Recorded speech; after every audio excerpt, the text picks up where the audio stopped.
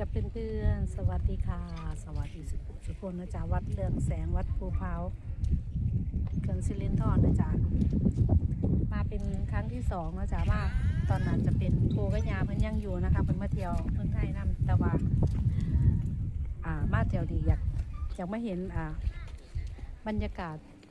ตอนเย็นบ้านเราจ้ะตรงนั้นจะเป็น